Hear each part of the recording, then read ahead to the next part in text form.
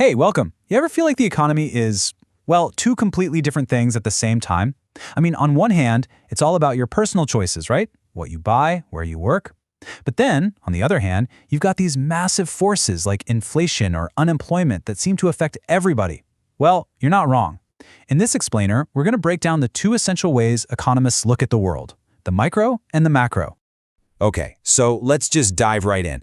On a daily basis, we are all basically microeconomists. We ask ourselves micro questions like, what should I buy? Or, if you're running a business, how much stuff should we make? It's all about individual choices. But then there are those big macro questions, the ones you hear all over the news. Are prices for everything about to go up? Or is unemployment going to get worse across the whole country? See the difference? These affect the entire system, not just one person or one company. So here's what we've got on the agenda. We'll kick things off with those two basic views. Then we're going to take a trip back in time to the very beginnings of modern economics with Adam Smith. See how a massive global crisis really shook things up, and watch how a whole new economic toolkit was born. Finally, we'll put it all together, compare them side by side, and talk about why this big picture view is just so important. All right, let's get into these two fundamental perspectives. Honestly, the best way to wrap your head around it is to think of the economy as a giant forest. You can really only study it in two ways. First, you can get right down on the ground level. You can look at the individual trees. This is microeconomics. It's the study of the individual players in the economy. You, a single company, or a specific market, like the market for smartphones. It's all about how these little pieces make their decisions. Or you can climb up to a high vantage point and look out over the entire forest. That's macroeconomics. It zooms way out to see the health of the whole system. We're talking total output, the overall employment rate, and the general direction of all prices combined. Now, for a really long time, economists pretty much believed that if you just understood the trees, well, then you automatically understood the forest. To get why, we need to go back to the very start of modern economics. So, meet Adam Smith. He was a Scottish philosopher and, for all intents and purposes, the founding father of modern economics. Back in 1776, he published a game-changing book called The Wealth of Nations, and it laid out this really powerful idea about how economies actually work. Smith's whole idea is captured perfectly in this quote. He basically argued that when millions of people, the butcher, the brewer, you, me, when we all just act in our own self-interest, some kind of invisible hand guides the market to produce everything society needs. The thinking was, hey, don't worry about the forest, just let every tree do its own thing, and the whole ecosystem is going to be just fine. And this idea, this classical, micro-focused way of thinking, it was the dominant view for over 150 years. And you know what? For the most part, it seemed to work. But then, a global economic earthquake hit, and the old rules they couldn't explain what was happening to the forest. In 1929, the Great Depression kicked off. And this wasn't just some small downturn. This was a catastrophic failure of the entire economic system. Factories went dark, demand just vanished, and people lost their livelihoods on a scale no one had ever seen before. I mean, just look at this number. 25%.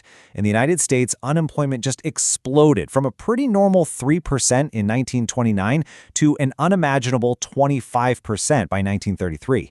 That means 1 out of every 4 people who was actively looking for a job simply couldn't find one. It was pretty clear that individual self-interest wasn't adding up to a healthy society.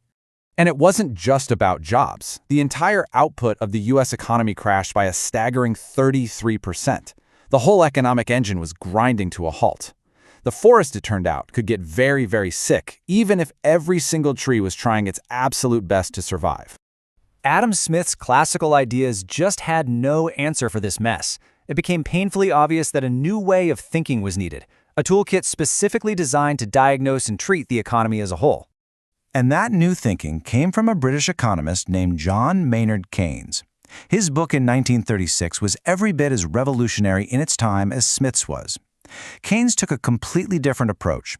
He argued that you have to look at the whole economy, all at once, to understand huge problems like mass unemployment. And just like that, with Keynes, the field of macroeconomics was officially born. It wasn't about individual markets anymore. This was a brand new branch of study, totally dedicated to understanding the whole system and how all the different parts, like households, businesses, and government, are all connected. So this all brings us to a really clear distinction between these two fields. Let's put them side by side to really nail down the differences. Okay, first, a quick definition. When we talk about the players in the economy, economists call them economic agents. It's just a fancy term for any individual or institution that makes economic decisions. So that's everyone from a consumer buying groceries, to a company setting its prices, to a government deciding on tax policy. This table really lays it all out perfectly. Look, in microeconomics, the focus is on individuals and single markets. The main players? That's you and me, the consumers, and individual companies. And what's the goal? Well, it's to maximize your own personal profit or happiness. But in macroeconomics, the focus is the entire economy. The players are huge institutions like the government and central banks, and their goals are not personal profit. They're pursuing these big public goals, like full employment, national defense, and education for everybody. So, why does all this matter so much?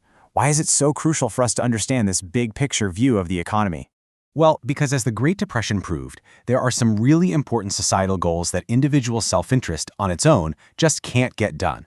Macroeconomics gives us the framework we need to tackle these huge collective challenges. Things like fighting unemployment, making sure everyone has access to good education and healthcare, and, providing for public services like defense. At the end of the day, macroeconomics helps us answer those big questions that we started with. But here's a really key insight. The two fields don't always agree. A policy that looks great from a macro point of view, like raising interest rates to fight inflation, can actually cause a lot of pain for individual families and businesses. That constant tension between the forest and the trees is one of the biggest challenges in economics. Which brings us right back to the fundamental question that macroeconomics forces us to wrestle with. It's the entire reason the field was created, and it's a debate that is absolutely still happening today.